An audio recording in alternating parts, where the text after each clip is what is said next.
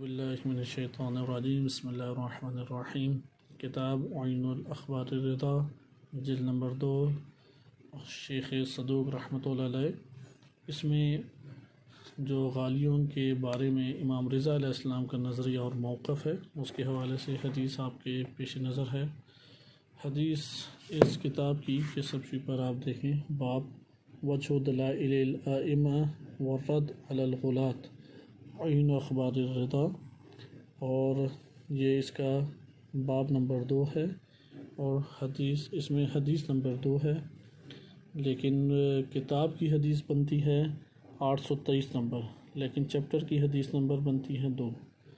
ہم چیپٹر کی حدیث نمبر 3 پڑھیں گے، اور کتاب کی یہ حدیث 824 بنتی ہے۔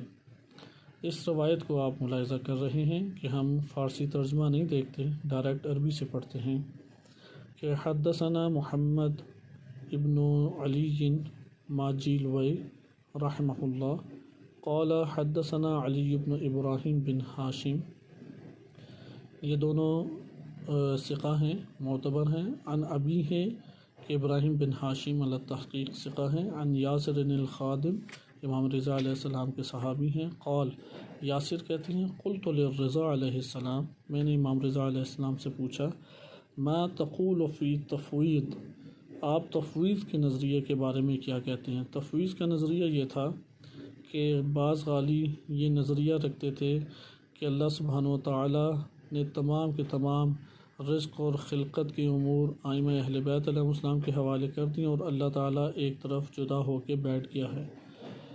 فقال، امام علیہ السلام سے جب تفویض کا پوچھا تو امام نے فرمایا، ان اللہ تبارک و تعالی فوض الی نبیہ صلی اللہ علیہ وآلہ امر دینہ، اللہ تبارک و تعالی نے اپنے نبی کو اپنے دین کے امور سپرد کیے ہیں، یعنی دینی امور اللہ نے نبی کو سپرد کر دیے۔ فقال، ما آتاکم الرسول فخذوہ وما نہاکم عنہ فانتہوا، سورۃ الحشر کی یہ آیت ہے، سورہ حشر کی غالباً آیت نمبر 7 ہے کہ اللہ تعالیٰ فرماتا ہے، جو کچھ تمہیں رسول دیں فخذوہ، وہ لے لو، وما نہاکم، اور جس سے رسول منع کریں، نہاکم عنہ، جس سے رسول تمہیں نہیں کریں، منع کریں، فانتہوا، تو اس سے منع ہو جاؤ۔ یعنی دینی امور اللہ نے سپرد کیے ہیں نبی کو، خلقت اور رزق کے امور اللہ نے نبی کو سپرد ہی نہیں کیے۔ اس لیے امام رضا علیہ السلام آگے فرماتے ہیں، فَأَمَّا الْخَلْقُ وَالرِّزْقُ فَلَا، جہاں تک خلق کرنا اور رزق دینا ہے، فلاح، تو یہ امور اللہ نے نبی کے سپرد نہیں کیے۔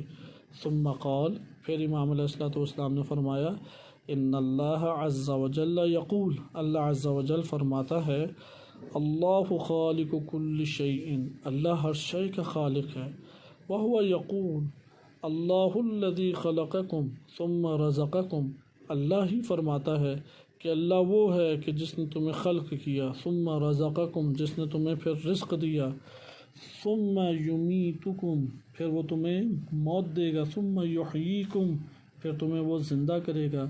هل من شرکائکم من یفعل من ذالکم من شیء، ہے کوئی اللہ کا تم لوگوں میں سے شریک کہ جو تم لوگوں میں سے اس طرح کے امور اللہ کے ہمراہ اور شراکت داری کے ساتھ انجام دے؟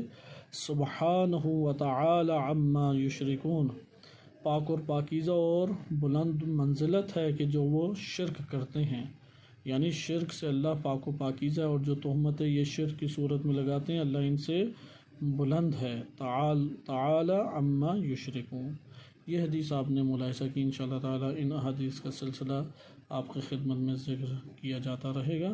صلی اللہ علی سیدنا محمد وآلہ۔